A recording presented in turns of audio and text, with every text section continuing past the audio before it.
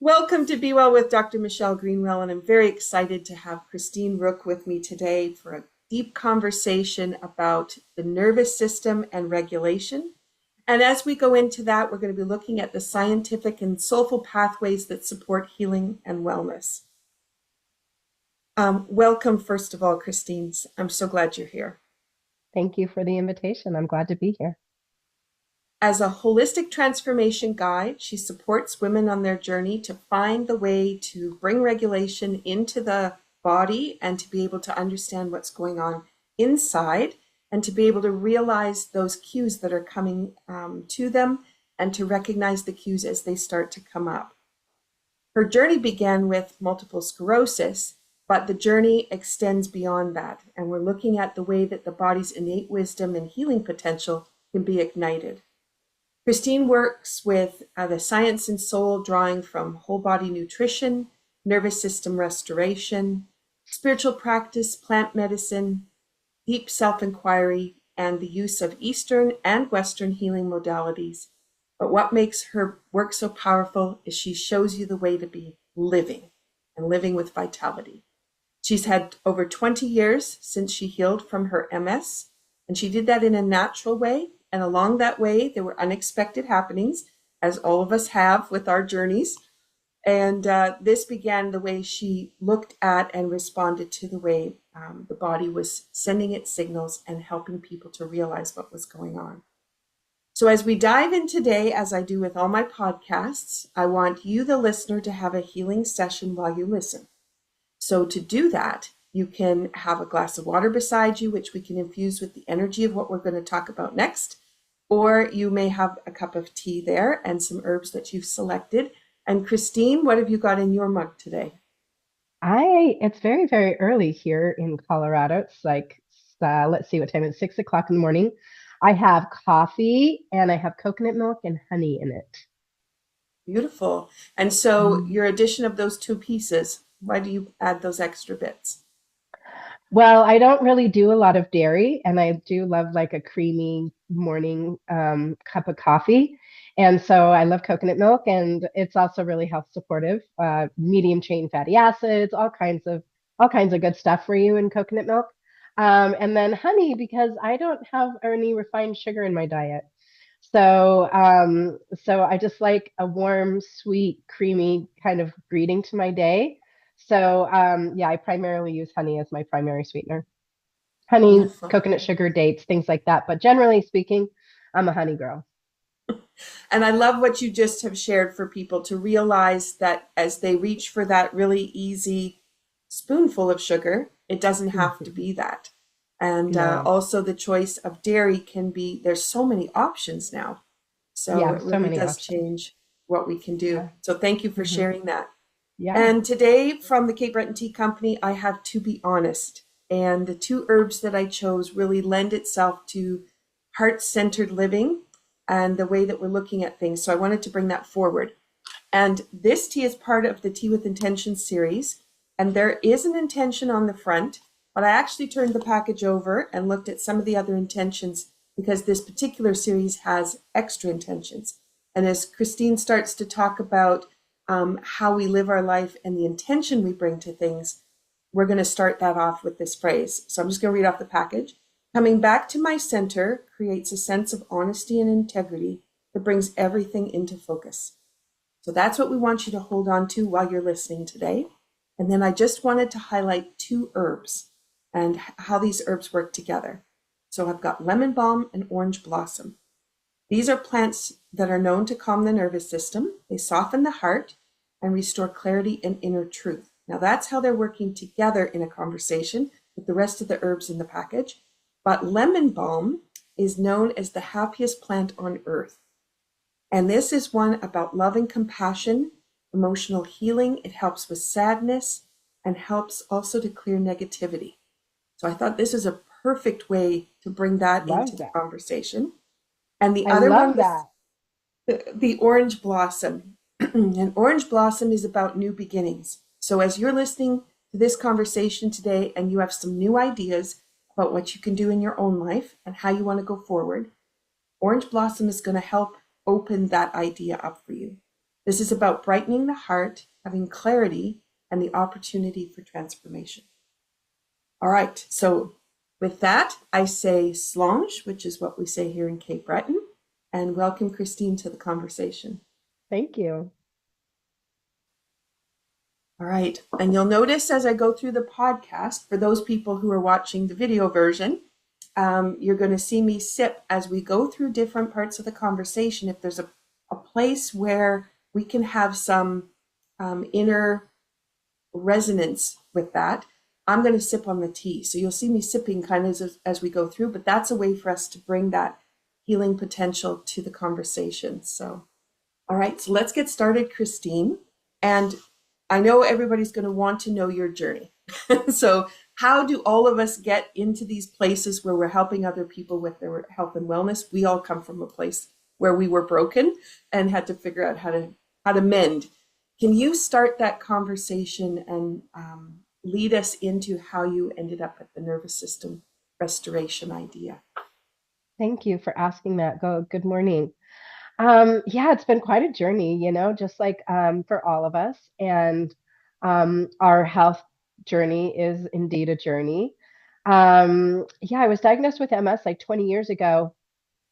I had a very sick childhood and then diagnosed with MS and I always really believed deeply in our inherent ability to heal, but it wasn't really put to the test fully. I stepped more fully into the natural healing world after I was diagnosed. And that was great. Like I got a degree in holistic nutrition and food was definitely my focus and foundation. My past is as a holistic natural chef, and I own a number of restaurants and food brands in Boulder, Colorado, highly successful, and would serve holistic natural food to the community and catered to all sorts of like esoteric dietary restrictions for people, was a gluten-free restaurant, all of those kind of things. But it also catered to like the average guy who just wanted pizza or wings or beer. And so I loved like kind of creating food that appealed to everybody, but the person who had like a super esoteric dietary restrictions for various health goals or needs or whatever could absolutely dine with me. And then somebody who didn't care at all just wanted something tasty and it seemed kind of naughty, like wings or pizza or something like that, could also eat and be super nourished.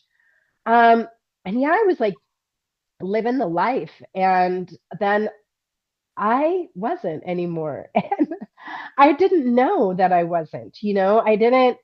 I just had like one track in my life and I thought I was doing all the right things. I did yoga and I did a lot of fitness and I had a hardcore diet and lifestyle and I just didn't know how disconnected from my body I was actually, even though it seemed like I was doing everything right for my body. And very aware of like herbal remedies, like all the things. So it was like, yeah. And then suddenly, yeah, I just changed my mind about everything all at once. And it was very confusing for me because I just officially was done and I closed all my businesses in like 4 days. And if anybody out there is listening and you have like a multi-million-dollar business, you don't just close your business in 4 days. There's definitely a lot of consequences and ramifications for that kind of choice. And so then I paid for that for like a year and I blew up my whole entire life and dismantled everything that I had built. Um, and I put all my stuff in storage. I sold everything that I owned. I closed that chapter of my life and I moved to Costa Rica. And I moved there for a year and a half to try to figure out like what did I do to my life and it wasn't even really about a health struggle at that time because I had such a hardcore lock on my life. I thought that I was doing everything right, um, and I was, except I was only doing one thing, and that was just paying only attention to my diet.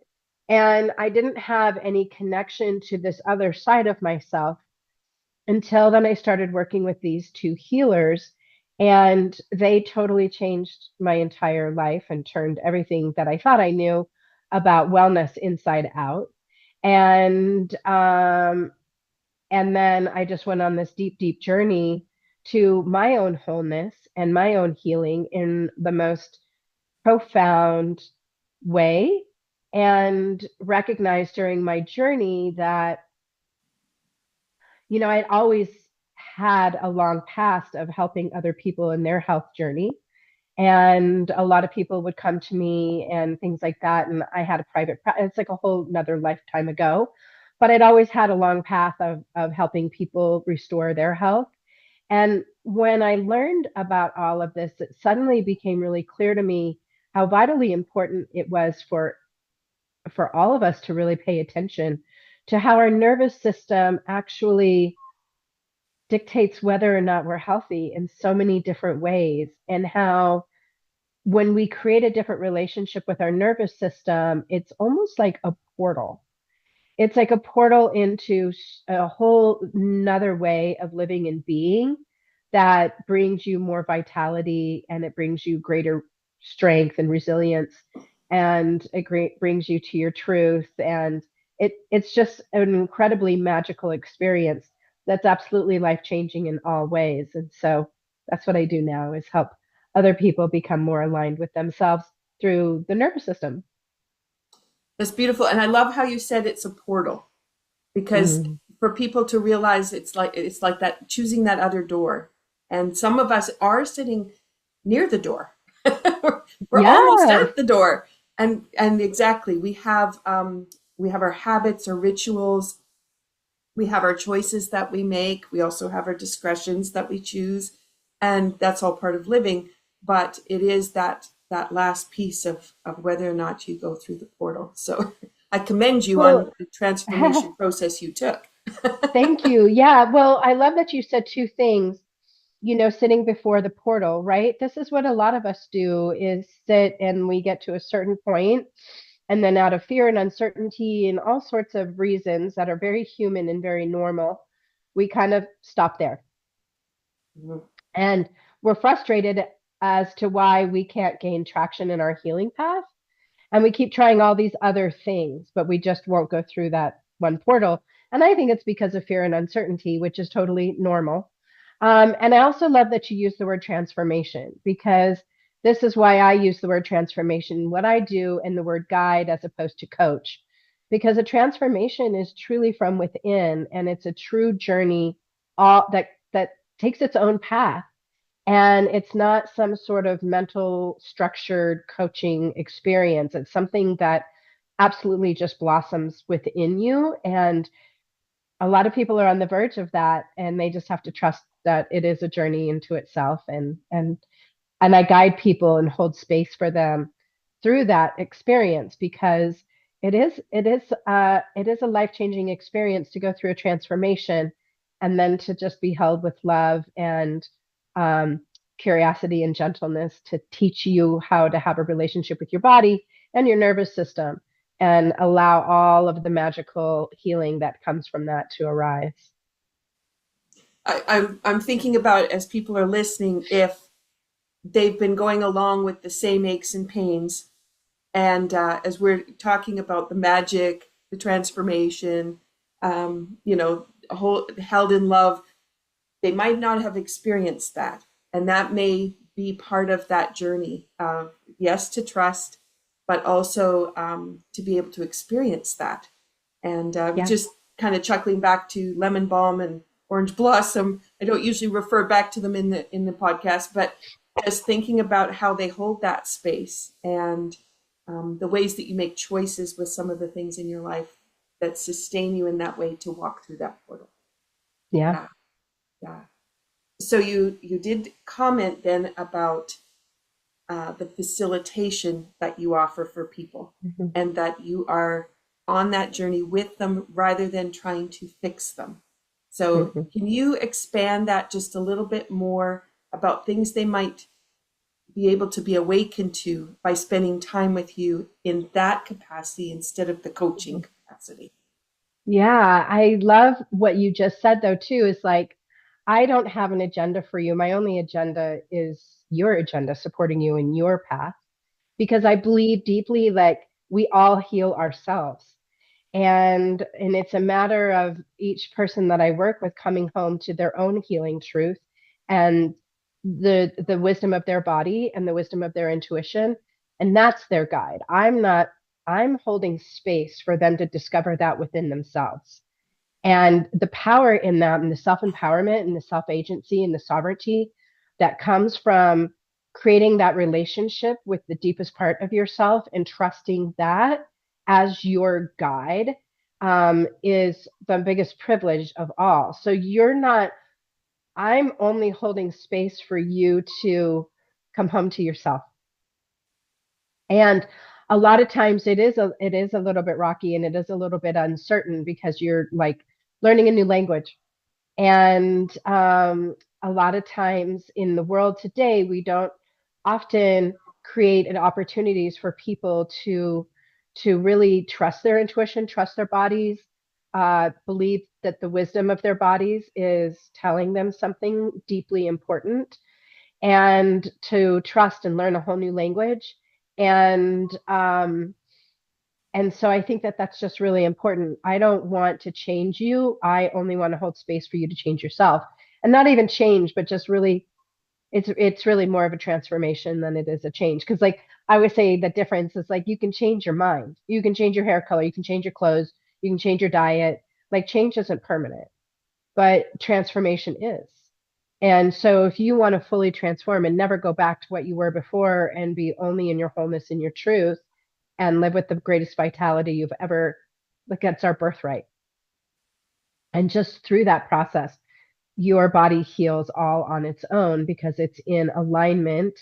And it's almost like activating our source codes for the healing process to fully align, and bringing all the ways in which we heal together, right? And it's not just your food, you know. I mean, it's a foundation and it's incredibly important, but it's not everything. Hmm. And so often people will just think, oh, it's because I partied on the weekend, or I ate too much cheesecake. They go to those places where we've been told, those are judgmental pieces that we shouldn't be doing, and then carrying that guilt piece rather than carrying that, yes, it was a party and I nurtured myself, and how do I feel about that? But then you also have those niggly signals that come from your body. Mine is if I eat really good cheese, then I get this pain that shoots down my left knee. And it's very distinct. So I know don't eat that cheese. I can have Mhm. cheap cheese. I can have the, Very interesting. it's really interesting. But that signal just reminds me of how much space I have within a certain amount of celebration, and the choices that I make while I'm celebrating, and then listening to that cue. So yeah, it took me a little while to figure that one out. That's a interesting piece, but it's also a freeing one because I thought I had the joints in my knees, from years of dancing had been pounded, and so in my mind, I thought I'm lined up for that knee replacement, and here I discover it has nothing to do with that at all. It has to do with one little habit, and that's putting the charcuterie board out for a celebration and having cheese or pairing it with tea, which I also do. So anyway, I digress from that, but I just thought I'd just bring that idea forward for people because sometimes we have our minds so set in the decisions that we made, the way we're doing the living, the way we're putting the pieces together, and none of it may be true. And so, My God, I love everything that you just said. It was like really actually so much wisdom in what you said. It's so powerful. There's a lot of people like you were able to distinguish between what is your body really saying and hold space for the messages and unravel. Like, is it like it, to a very specific type of cheese in a very specific place and time? And honor, and then your body healed in like, you don't need knee replacements. You just need to do this one thing. But a lot of us would take those symptoms and then build a story around it. This is where the nervous system comes in, and the ability to hold space for all of these symptoms that your body is experiencing and hold them with discernment.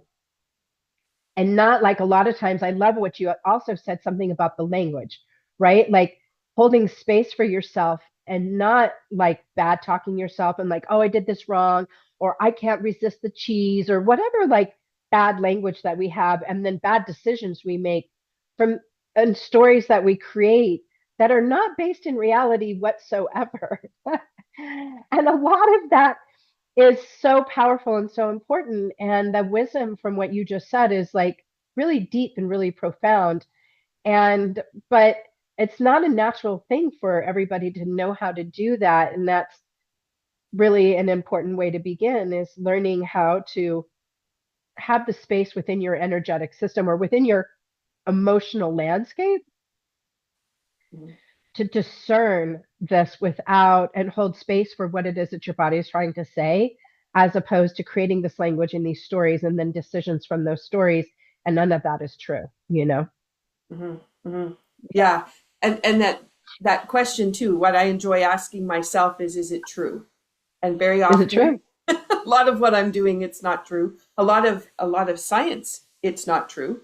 Um, Yeah. and so when you start asking those kind of questions and you discover, oh, that isn't actually the way it is, what does that open up? And as we go into the ideas of that transformation piece, for people to realize the foundation they may have built, it might need a whole new foundation. Not everybody's going to need to completely change careers as you did, but that opportunity to say, if I set my life up this way, like like in the kitchen, I move the plates and the cutlery from one side to the other side. That is a change, but what does it open up? Because that one ritual has moved. Now what opens up, and all of a sudden you start cooking a different way because the right utensils are in your hands. They're not stuffed away somewhere where you can't get them. It just is it's those small little steps and those inquiry pieces.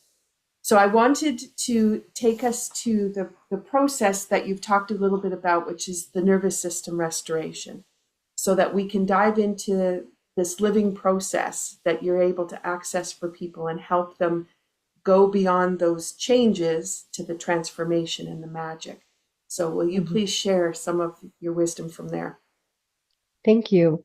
I believe that I start always with like the very simple way, um, is to start creating a relationship with your nervous system. And the way I do that is actually to start to build emotional capacity, what I call emotional capacity. A lot of us don't have any emotional capacity. We get triggered by little tiny things. We're always in our head and we're always, triggered by something, or like the common like cultural thing to say now is like, I don't feel safe, or, that triggered me or whatever. Or we find ourselves upset by other people or circumstances and things like that. And I think like we don't have this understanding that we are not our emotions, and they come and they go and they leave us. They are not something that defines us. And we have the capacity to hold all of the emotions that we feel in the course of a day without judging them, acting from them, telling stories about them, creating an identity from them. And so I start there. and and then what happens is, slowly with a lot of love and a lot of tenderness and patience, because a lot of people don't understand too, is like the body heals in its own divine beautiful way. And we like to believe that we can impose change on the trajectory of our healing process.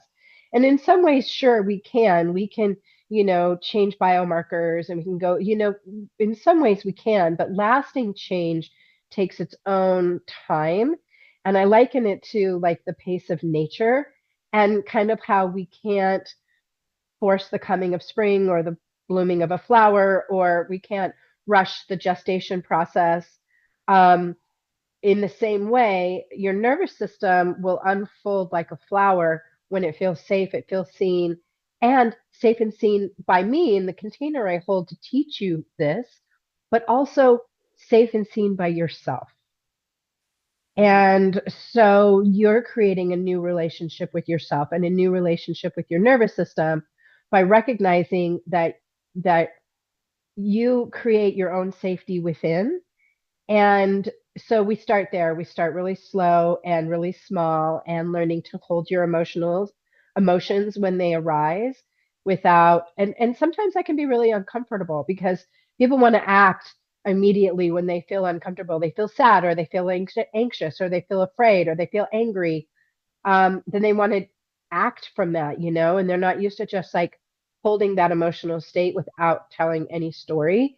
And I have a mantra I have them start saying to themselves, and it's like, there's nothing to fix. Like, there's nothing wrong with you. In fact, everything is perfectly fine. There's nothing to fix. And just starting really small like that. And what ends up happening over time is then you become it's a much deeper process, but starting really small right there, anybody can do this and start that way. But you'll start noticing over time you build this emotional capacity, and then the little things that used to trigger you don't trigger you anymore. And then you also have the resilience and the capacity to hold space for these bigger decisions, kind of like your knee thing, right? Like, you're able to hold space for, like, what does this symptom mean? Why do my knees hurt? Do I really need a knee replacement? Or do I really need to actually look at the wisdom of your body, which is, no, let's like dive deeper in what the dairy thing is telling you, right? And so, like, if you potentially didn't have the wisdom or all of the background that you do, you would have already had your knees replaced. And you would still be eating that cheese. You know what I mean? And Exactly. so it's Hmm. like you had the wherewithal to be able to hold space for your own body's intelligence to come through. And then you had the strength and resilience to be able to trust what it was that your body was telling you and then make aligned action from that. And so we kind of start in that way, just really, really small and learning to hold space for your emotional capacity and build that strength and muscle. And then what ends up happening is it seems like so simple, it's like not believable, but actually it is that simple. Your nervous system likes simplicity, right? We are the ones that create the stories around how complex things need to be. But what if it's not that? It's about witnessing, it's about love, it's about gentleness, it's about allowance, it's about telling yourself there's nothing to fix and everything is perfectly right, and just remodeling what your relationship is to your body and the signals that your body sends you. Hmm. Hmm. I'm thinking about tea is such a great example because people will choose an herb because it's good for something, Mm-hmm. right? So I always have stinging nettle first thing in the morning because it helps my digestive tract. The question is it the digestive tract? And as you're saying, if you go into those emotions and you sit with the emotions of what happens first thing in the morning, you might discover, oh, you have this thought first thing in the morning when you go to the mirror and you look in the mirror and somebody's reflection of you about your eyebrows or the way your hair curls or something. And so stinging nettle can be supportive, but it might not be the priority the body's looking for. And that's why I enjoy finding out how the herbs lift you up, because then you're not making that judgmental call, and you're not also saying this is the priority body, deal with it, which is what a lot of people try to do. So being able to come Well, from a much gentler position. yeah, and it's actually I love that analogy because what if your digestive problems that you're thinking that you have, which is why you're drinking the nettles in the morning, that your digestive system became agitated because of what you saw in you, the mental thing that you said to yourself first thing in the morning? That's the real problem, not your digestion. Like, your digestion is like your nervous system responding to your self hatred or your self doubt or your fear when you look at yourself in the mirror, whatever that story is, right? Like, that's the real problem, not that you have a problem with your digestion. Maybe your Mhm. digestion is just fine. It's actually telling you something that, so it's not that your digestion is off. It's just that the way you talk to yourself first thing in the morning, that's the real problem. Does that make sense? Exactly. And then, as you had said also, then people try to solve the problem because we're always trying to solve the problem. And so our Yeah. head is busy, right? How do I solve the problem? Well, I can go to, and usually people go to nutrition. They're not thinking about structural, chemical, mental, emotional. They leave all that to the side. And Yeah. nutrition seems to be the be all and end all of how we're going to fix things. Yeah. Like you said, it is supportive, but it's not really where the focus necessarily needs to be. Yeah. Absolutely. And I love that too. It's just like we do have a pretty siloed way of looking at wellness. And we think of like, oh, it's food over here, or like some people might have a therapist. And then some people might have like a spiritual practice or a religious practice. But they're all kind of siloed and nothing is connected. And we don't actually, like, I have this belief that we create our own reality, right? And we create our own reality, but we also create our own nervous system dysregulation. We often create an entire life in service of keeping our nervous system dysregulated, and we're completely unaware of that. And then in this dysregulated nervous system, then your blood pressure is irregular, or your blood sugar is irregular, or your digestion is off, or your sleep is off, or you get headaches, or you have an unhealthy relationship with your partner, or your dissatisfaction in your job, or you find yourself lacking in your community, or you find yourself unfulfilled in your spiritual practices. You know what I mean? And it all is in your nervous system. And then you create all these stories because you're unhappy. And then you go to see the doctor because your blood pressure is high and you take that medicine and chitty chat about the way you're not super happy with your family or whatever, right? And it's like all of that is not true. It's just like all of it is false. And if you just learn how to come home to yourself and and then see it from a completely different way, then wow, what a relief to like not have the energy placed in all of those places outside of you.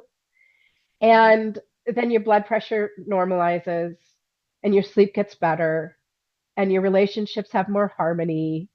And it's just like really fascinating and it's really beautiful if we start to understand that there's no silos and they all feed into each other. Like the way you think about your health and your life is the reason why your blood pressure is high, not because you need to change your diet necessarily. I mean, and you should, right? You should have a health supportive diet so you don't have high blood pressure. But at the same time, it's not just because of your diet, it could be because of so many other reasons, you know? Exactly. Exactly. Um, and I'm just thinking about now as people are listening and the way the stories stack up, because one is like when you tell one lie, then it leads you down a Yeah, whole road of lies. It's yeah, that same totally. idea, and you think you're leading with the truth, Yeah. but when you get to that place where you have those chronic conditions, Mhm. so the multiple sclerosis, but we also have arthritis is another huge one, Totally. Yeah. where people spend a lot of time, and then we have, like you said, the some of the buzzwords, because we've got in mental health, you've got your mental wellness and those pieces. So usually that means you've misread the cues for quite a while. And the cue of, like, my knee, I'm not listening to it. The knee's really bad. So you put more weight onto the other side. Then pretty soon that knee's not so good. And then the foot starts to hurt. And then the shoulder goes. And then this whole ricochet comes through. And we wait until that chronic place to start to make those changes. So, can you share a little bit about the unwinding that happened for you from being diagnosed with MS and then starting to lead through this new pathway? What were some of your experiences as things started to unwind? Yeah, it's so true because you're exactly right. By the time you get to the point where you have like a chronic illness, there's a lot to unwind, and learning to hold space and have trust for the process is the most important thing because we're not used to doing that. But then you know what? As the nervous system starts to unwind and feel safe in a container where It feels safe to let go of everything it's holding because our nervous system is holding all of this, all these stories, all these distortions in our energy field, all of these traumas from our childhood, all these unprocessed emotions. Our nervous system holds all that for us, which is actually pretty shocking and awe inspiring. Um, but your nervous system really wants to let go of all that. Trust me, it doesn't want to be holding any of that anymore. And you know what? I wonder how you feel about this, but you actually, if you're really ready to do the deep work, what ends up happening is your nervous system will just automatically start releasing old things. And you don't Mhm. need to go in and like find the old story and find that memory and be like, oh, yeah, this is when I was bullied when I was in high school. Like, no, no, no, no, no, because your nervous system doesn't categorize like those past experiences like that. So it's not even really necessary to label. We want to do that mentally, but that's not what your nervous system doesn't have these categories within itself. Like, oh, this is the trauma from my childhood. It just has the energetic disturbances that it wants to be released of. And so when you're holding this space for someone, what'll happen is your body will naturally start to, things will come up, things will come up. And it's really beautiful because the things that come up are things that were never fully seen before because you didn't Mhm. have the emotional capacity to hold it yourself. And that's the reason why you pushed it aside, pushed it down, denied it. Um, that's the reason why that didn't happen. And so if you can hold space for yourself to feel whatever it is that's coming up and work through it, then it leaves and it never comes back again. And it's just, and so sometimes too, it's kind of like Herring's law of cure, which is where it's like healing is a spiral and it's a spiral. It's not this linear trajectory. And sometimes you will get sick again. You will revisit these old illnesses um, to purge them from your system. And so, like at the beginning, for me, it was like really crazy because, first of all, I was so tired. I couldn't believe how much I slept.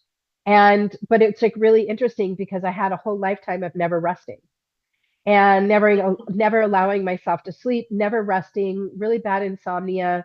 I ran 3 restaurants. Of course I never slept, and I never rested. I never just took time for myself to rest. And so it was almost like my whole body just craved sleep so badly.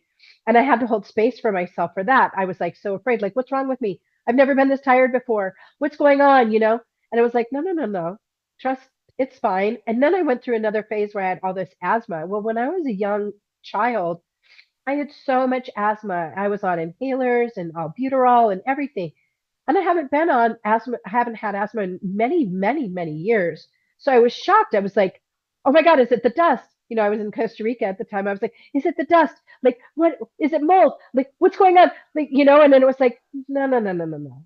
No, no, no, no. This is just your body is just reliving these illnesses and purging them from your energetic field. And that was like a huge that was a lot for me to be able to just like be really tired and have asthma. And the process went on and on. And then that cleared and I'm full of vitality. I don't have any problems with asthma or tiredness now.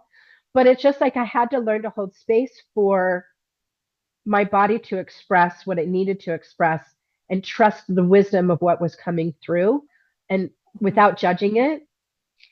And I could go on and on, but I will say that it's a really beautiful process.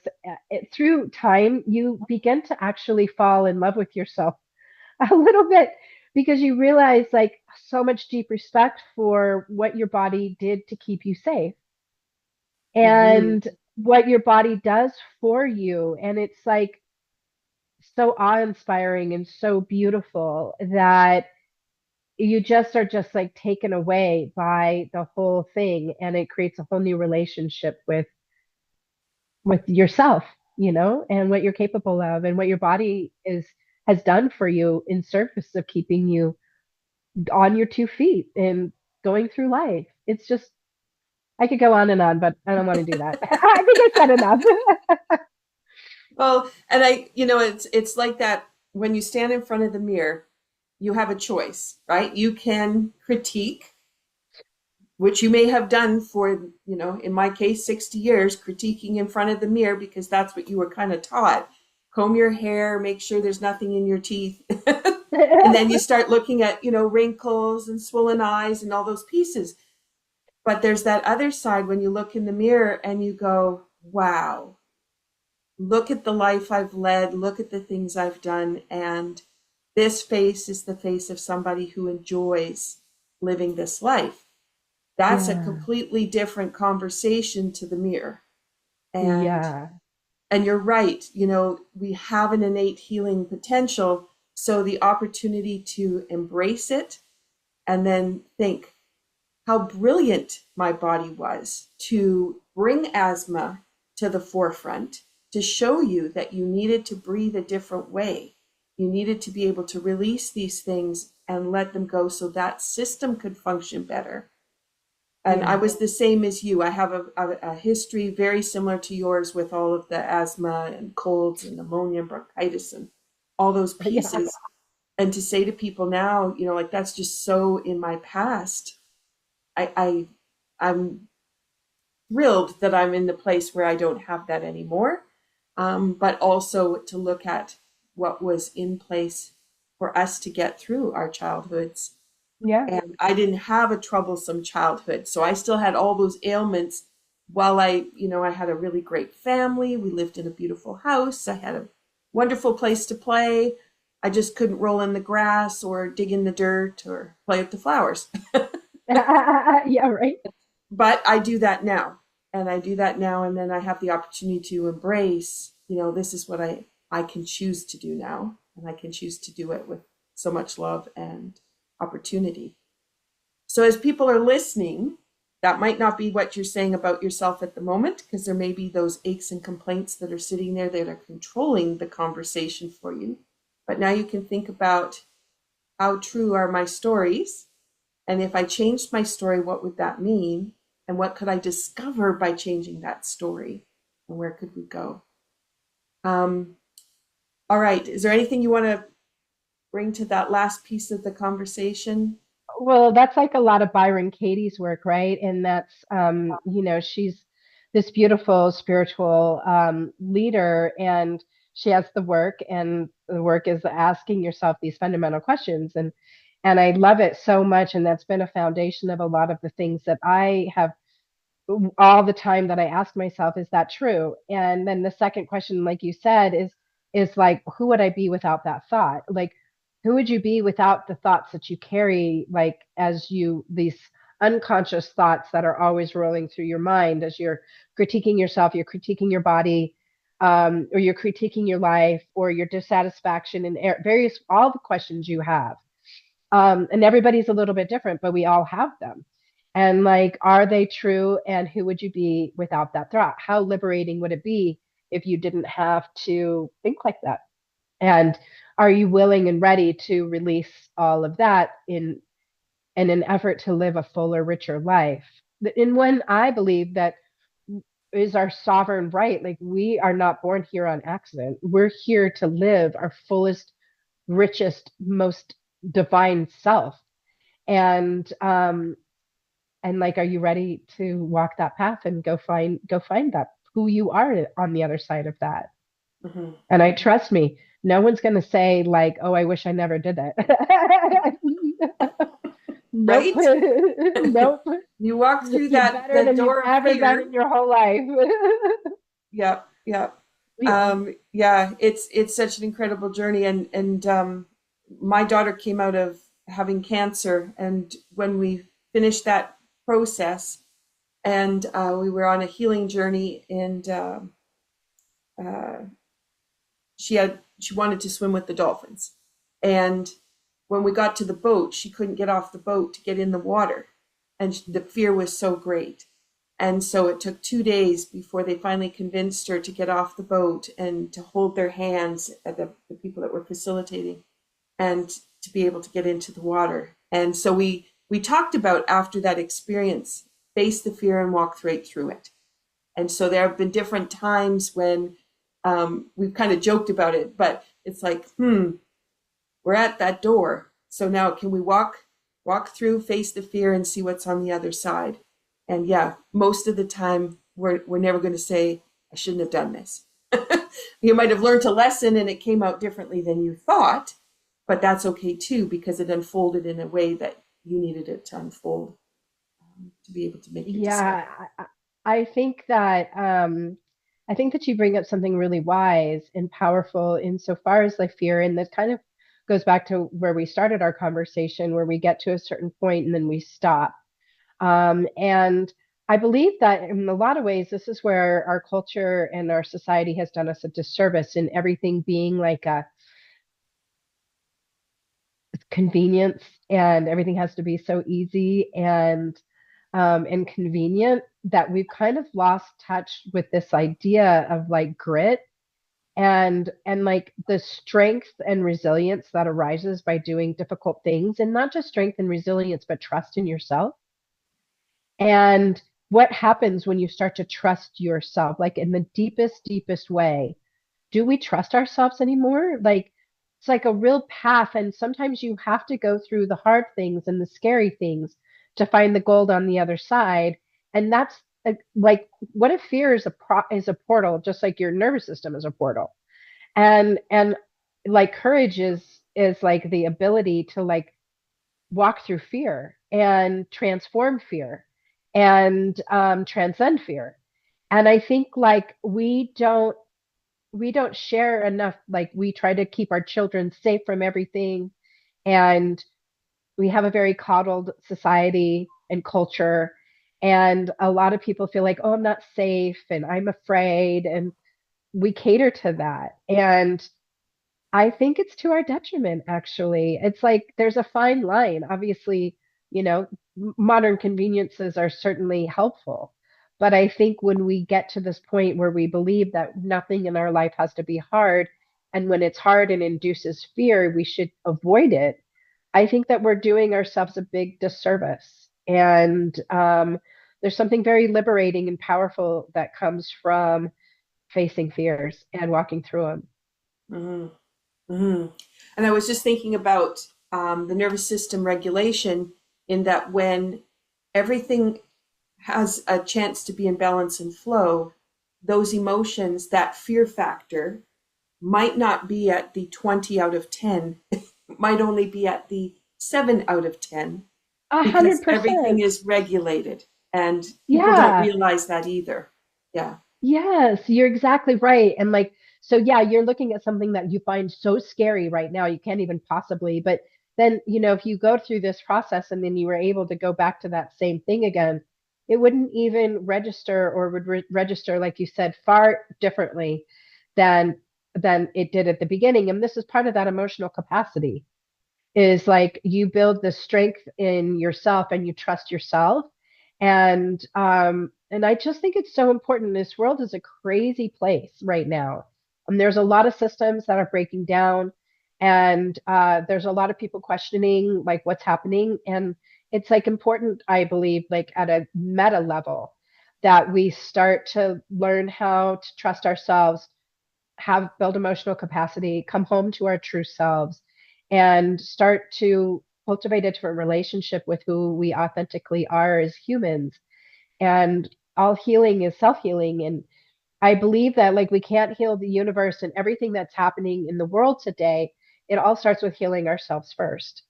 Mm-hmm. And when we heal ourselves, then our light shines brighter. And when our light shines brighter, we shine brighter for everybody. And that like raises the energy and the vibration of our community and of our families and everybody around us. And I think like that's the best way that we can make change in the world, is be the change within that we want to see in the world. And it starts with changing ourselves. And Mm-hmm. so that's why I'm just so passionate about this work. And I'm really passionate about this work in this time and place as we're experiencing all of these cataclysmic changes in the world today. I feel like it's of utmost importance for all of us to begin to have a new relationship with our nervous system and recognize its deep importance in the world today and in your own path in this lifetime. And it all begins with us. Mm-hmm. Mm-hmm. while you were talking, I was it's my next little piece on here is going back to food. But what came up is really interesting in that when we have that nervous system regulation happening, we have the emotions, the frequency of everything has come up. When we go to make the food choice, then it's not over to I'm going to eat the broccoli because it's good for me. I know that I need to have more greens in my diet. I need to have more color, but those choices are like pulling that energy down. And so when we have this higher level of energy, when we go to the food, there's an engagement with the frequency of the food, which is different than our dialogue about nutrition. You want Bingo. to? Totally. Oh my God, I love that. Yeah, absolutely. And it comes from within you, right? Like, not this mental idea of like, this is the right diet. I must eat my broccoli because my doctor says, and I've listened to everybody online, and I have to have broccoli. That comes from this place. It doesn't come from this inner thing of like, oh my God, that broccoli is calling me. I need to eat the broccoli, you know? And yeah, the food has like amazing vibration. And like when we're able to meet that vibration, it does actually raise our own vibration. And it is interesting too. I feel like I love this around the food though, because we have so many like so much dietary dogma. I had a restaurant that catered to all of it. I had all of my own dietary dogma. I believed that I had this super micro intense controlling diet. I was super controlling of my diet to keep my MS in bay. Now I have nothing but liberation and freedom. Now I have celiac disease as well, so I don't eat grains. But for 20 years, I didn't eat. I would say I would look at cheese and break into hives, and I couldn't even look at an egg. Now I can eat 2 eggs a day and all the dairy I want. And it's like so fascinating. 'Cause it's like, well, what was that really true? Did I just tell myself that and I created this fear around it and created all these things and rigidity and constriction around the cheese and the egg when cheese and egg is beautiful? It was just my relationship with it and the stories that I told myself. Actually, it was because my nervous system was so tight that it was angry at everything that I ate, you know? And but now that my nervous system is so free and I'm in a totally different place in my life, now I'm not afraid of food, and food is not my enemy.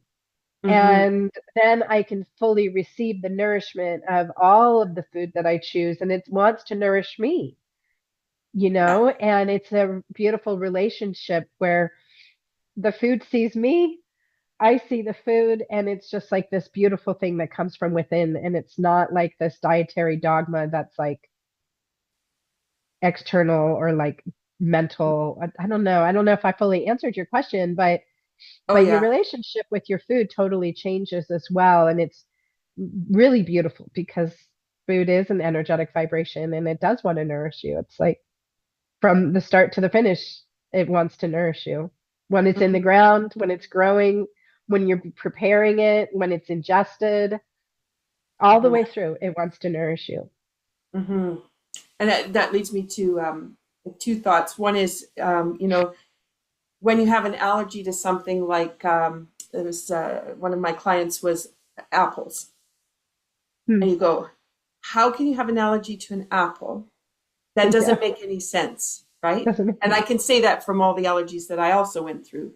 But that's when you question, it doesn't make sense. So I need to do something different because that cue is telling me things are not in balance. And so yeah, being able to bring that around. It's a little bit different if it's something that comes out of the ocean. We don't know about the pollutions and the toxicity. So there are some of those pieces, but for the for most sure. part, an apple doesn't make sense. No, So, an apple doesn't make sense. Yeah, and yeah, but it is just really interesting how food is really meant to fully nourish us. And yeah, there are things like pesticides and all kinds of different nuances of things. But also, if we have the resilience, it's not that we should all eat a crappy diet and eat any old fish out from the sea. It's not necessarily like because I think that we should honor our vessel and we are to be in the richness and fullness of our life. then yeah, we should be eating food that fully supports our path. And that's not to say that sometimes you can't go and like have the ice cream or have the thing that's not, you shouldn't have that kind of like, oh, I can't ever eat that. Like, no, no, no, no. Like you should have full freedom. But it's a matter of self-respect and a matter of loving yourself.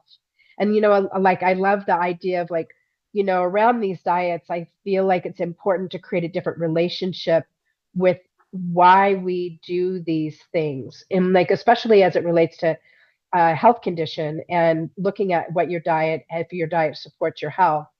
And it's like not to take things away from you, but to signal to your nervous system that it's safe Hmm. and to reduce like the stress load on your nervous system. And then over time your diet can widen and broaden again, because I think like a micro diet's not necessarily good for us. um, but I think like having a different relationship with why we change our diet, and it's about like self-respect and self-love and giving your nervous system the foundation of keeping it like in this less inflamed state. And then your nervous system will actually thank you. It's like thank you for taking that away for a night, for now, until we work on all these other things. Hmm. Hmm. Hmm. And there is an unfolding that's going to happen. So as people are listening, we don't know what that unfolding is going to be, but that Yeah, sure. opportunity um, to be aware of all of a sudden the joints release, and Yeah, then you realize you're doing things you haven't done for a while, bending, picking up, whatever, or going for a walk a different way, but all of a sudden you do it without that awareness. And that key piece is that's when the effort isn't there, yeah, and I then love you're that. on the right path, because when it's that effortful all the time, there's still that push that's going to go on, and it's being Yeah, able to back up to that softness and the gentleness of it just happens and you're not yes, aware. Yeah. 100%. Yeah. Yeah, and that's what's so beautiful too, is when you make those connections. Like, oh my God, like my knees used to hurt so much when I climbed stairs, and now I forgot all about that. I don't even know what happened to that pain. And that's just like really amazing, because these little things will just start to shift all by themselves. And and then you start to like become a little bit more like in awe of your body's desire for equilibrium, and your body's desire to have homeostasis, and your body's inherent ability to heal. And that, when you touch that part of who you really are, it is like awe inspiring, I think, for me, especially. It's just like, wow, what our body really can do. It's really beautiful. Hmm. I want to just come back to a couple things before we finish, which is you had talked about the freedom. So the fact that when the MS symptoms were present, you were very controlling over the way things were happening, how, and like you said, you're going to run 3 companies, you have to be completely like that in order for things to happen. Yeah. But that also has a price. So as people are listening and thinking about where in their life they might just be so gripping down on things, that might be a good place to start, and start to look at why are you gripping so tightly. And the second part you said was the freedom of choice. And you were talking about food, to be able to eat anything, but that also becomes the freedom of choice of aches and complaints disappear. So now you can go for that walk or hike that you didn't think was possible. So how much we can open the space of possibilities. Um, so I just wanted to bring that back around, because I think those were two key pieces that people can just start to look at what they're doing, and then start to identify where they may want to begin.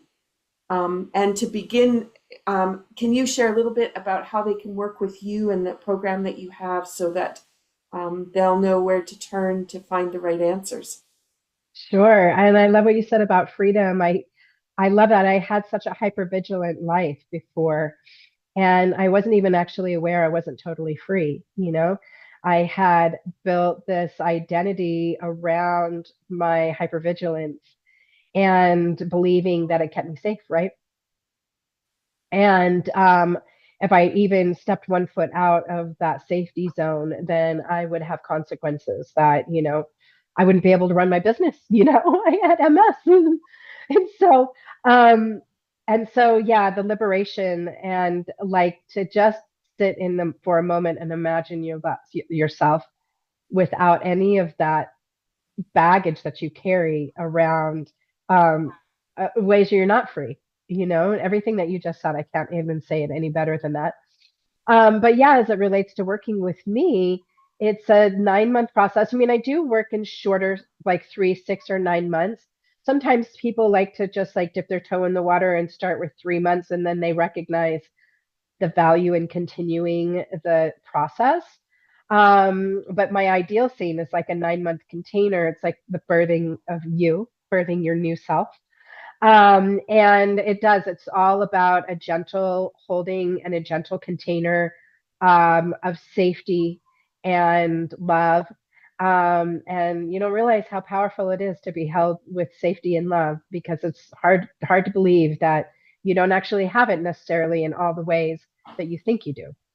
Exactly. And what happens when you're held in this container of safety and love and full acceptance for all that you are, and full belief in your ability to step into the fullness of the way that you were created to live this life, is just that alone gives your nervous system so much space to start to just do what it's designed to do, and for you to learn to trust yourself and trust your body and trust your cues, and allow the things that are held within your nervous system to slowly release, and you to start to make connections to who you really are, and face your fears and go through this process.